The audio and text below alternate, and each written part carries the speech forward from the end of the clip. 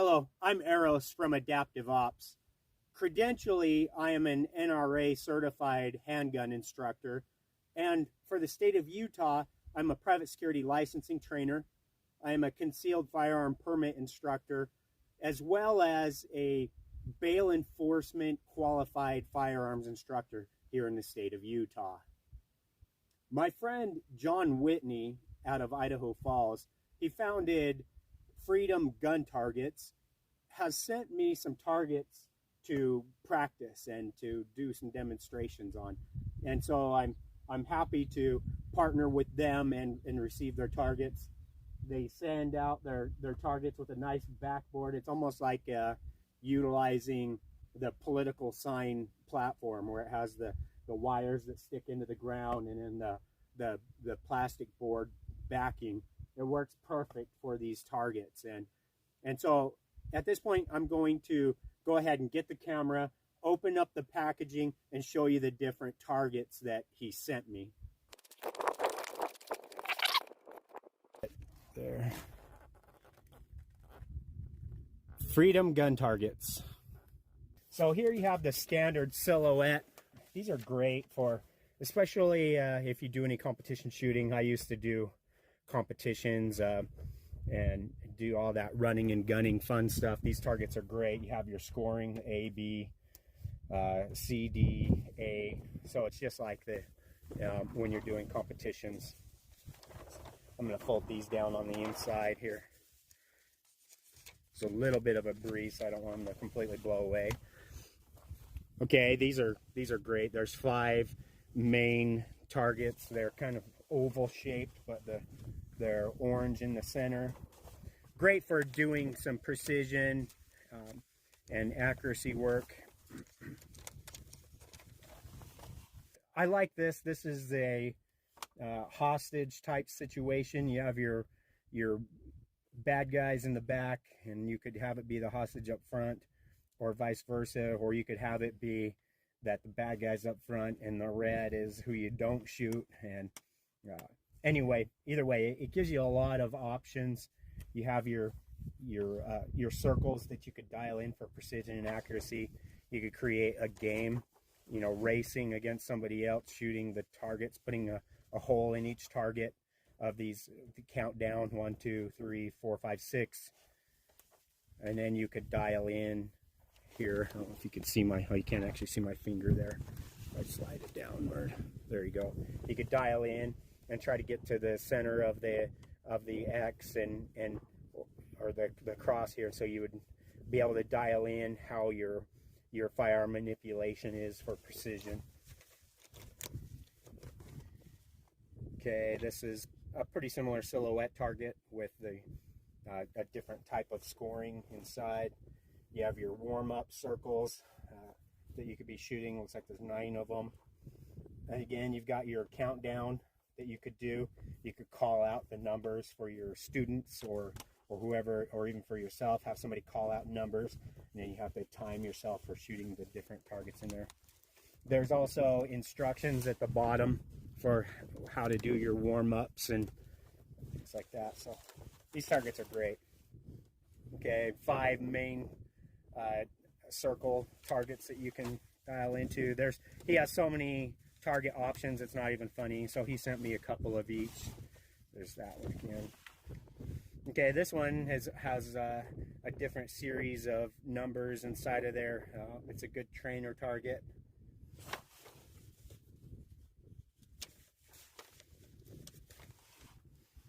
Okay, a pink silhouette focusing on body shots. It's scoring outward. Negative numbers are going outward, and then 0 is starting off at 10. The center starting off at 10. Okay, you've got 9 larger individual targets you can focus on that are numbered.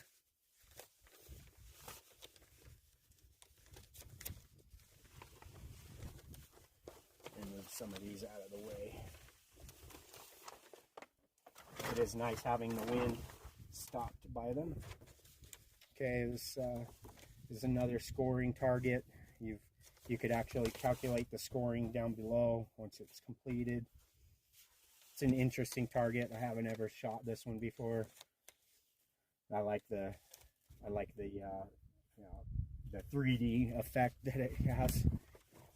On that note, they actually have 3D targets in their facility they're doing. Apparently, it's really expensive and difficult to make, but they do have 3D targets that they're producing over at Freedom Gun Targets. So I'm going to put this target fresh onto the platform out there and actually do some shooting.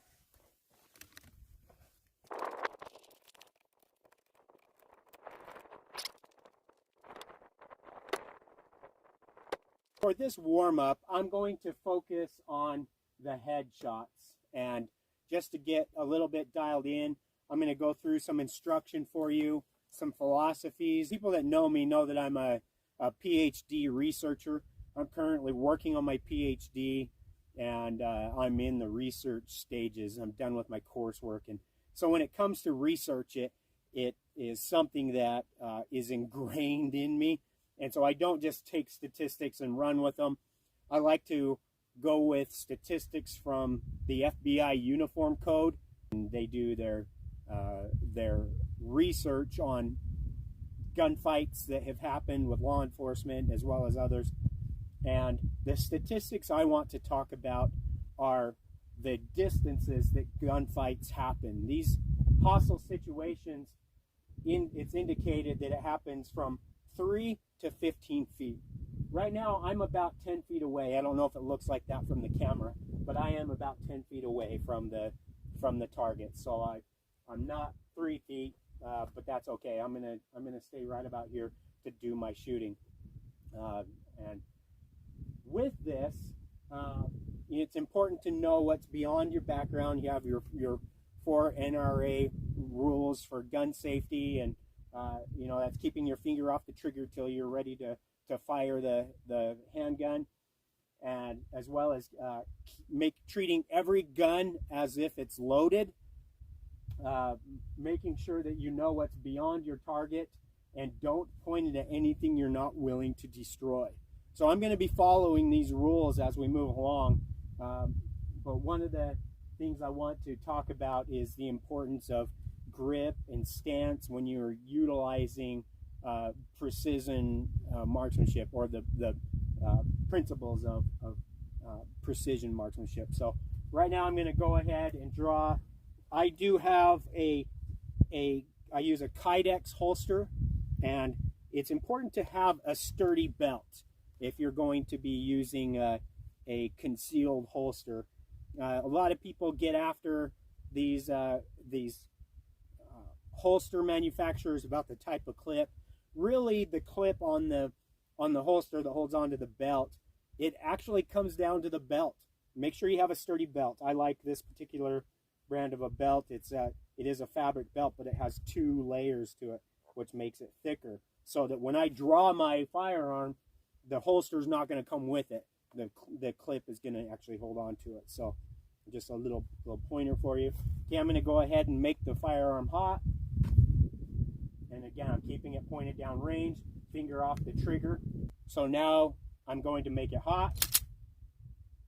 And I'm going to do a practice shot just right in the center of the gray target.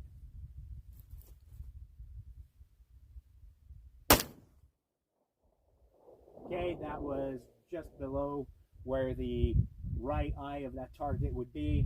So maybe I'll go for the left eye. Let's see if I can draw a face on this target. Okay, it's at the left eye, but it's higher. This is going to be a funny looking face, I think. Going for the nose. Okay, that went below the right or the left eye. So I know where the gun is shooting. This is absolutely enough for precision if you were to actually be into a gunfight. There's 2 things that I feel like is most important when it comes to your firearm, and that is magazine capacity and reliability. If you only have 7 rounds or 6 rounds in the magazine, 1 in the chamber, and you get into a gunfight, it's going to feel like you shot 2 rounds. So now I'm going to just fire a few more rounds a little bit faster into the center.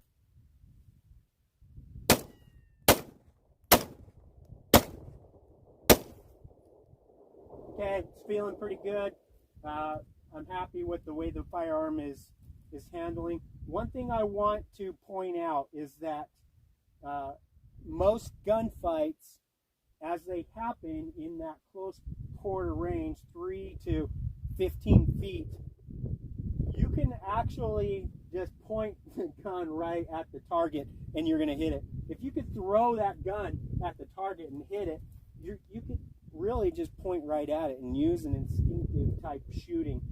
But if I'm focused on the principles of marksmanship, I'm thinking about my grip, my stance, and hold control, trigger control, sight alignment, sight picture, all of these things, and then they're shooting back at me, and I have to move.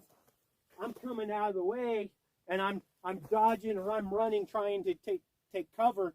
Then now I have a lot of moving parts, because if I'm moving and I'm thinking, oh, I've got to have 2 hands on the gun, I've got to have my hold control, finger control, sight alignment, sight picture, there's going to be too many moving parts and I'll be missing. I'm not talking against those principles of marksmanship. They're very important if you're going for longer shots. But if you're up close, really all you need is just that ability to have magazine capacity and being able to just point the gun right at the target and shoot it. Every one of those shots were right into the very center of the target.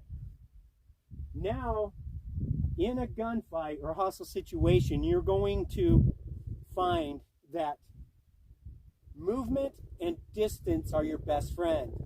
So the farther away you are, the harder it is to hit you if they're shooting at you. If you're moving, it's also going to make it more difficult to get hit. And so for this drill, I'm just going to be moving back and forth, and it's just going to be one-handed shooting. And I'm not going to be creating distance for the sake of this video, but I will just be moving back and forth. I'm not staying stagnant. Okay, switching hands.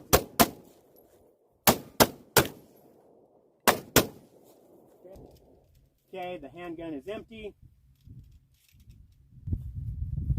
Now I'm going to take the time to make sure that it is cold, and it is.